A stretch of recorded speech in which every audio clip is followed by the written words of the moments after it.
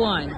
Today we walked from Baltimore to the White House, commemorating and remembering the soldiers, the 300 black soldiers, Union soldiers, who were massacred on this day in the year 1864 by Nathan Bedford Forrest and over 2,500 soldiers of the Confederacy. The soldiers had surrendered at Fort Pillow. They had surrendered. They had let the Confederate Army enter their camp. And when the Confederate Army saw that the soldiers who were shooting at them originally were black, they let the white Union soldiers stay alive, but they killed and slaughtered all 300 of the black Union soldiers. And this became a rallying cry for the entire Union Army, and it led to more black soldiers enlisting. One of those was my great-great-grandfather, my mother's side, Allen Birdsong, who fought in the Civil War for the Union. So I'm honored to be here, Congressman Jonathan Jackson, on behalf of so many veterans that served this country proudly, that were not given the honor that they deserve. I thank Reverend Turner, a native of Alabama, who's got the demonstration, the activism, the highest and best of our ideals in our civil rights blood, to be able to agitate, demonstrate, and also to seek healing and reconciliation. He comes here on a righteous mission, upholding his great-great-grandfather's legacy and tradition. These soldiers never got compensation for the families. These soldiers never got recognition. These soldiers have never been honored by the members of the United States Congress. This is the 164th anniversary day. We come here to commemorate.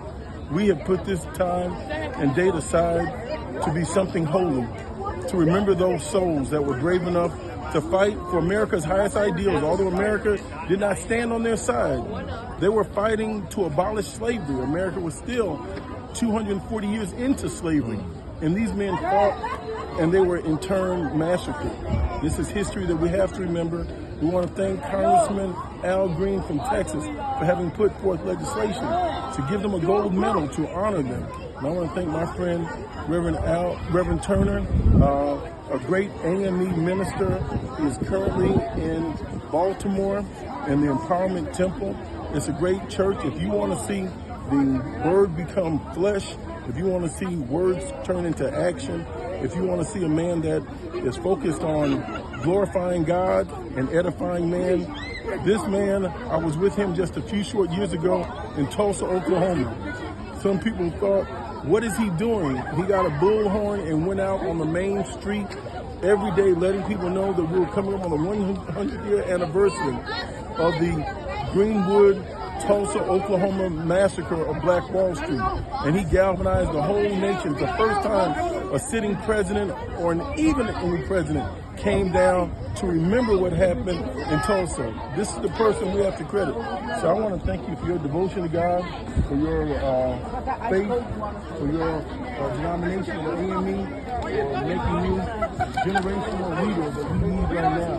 He's marched 40 miles today to be with us in Washington, D.C., Baltimore to Washington, in front of the White House, and the least I could do was come out of my office and come over here and greet my friend and my brother and my pastor, activist, dearly beloved friend, Reverend Turner. Thank you, Representative Jackson. I love you, and I want to thank you for always being sensible and courageous and compassionate about the needs of everybody. Black, white, yellow, brown, what's right is right. And you've always stood for right. And I'm honored to know you, and I appreciate you stopping what you were doing today to take time to see little old people.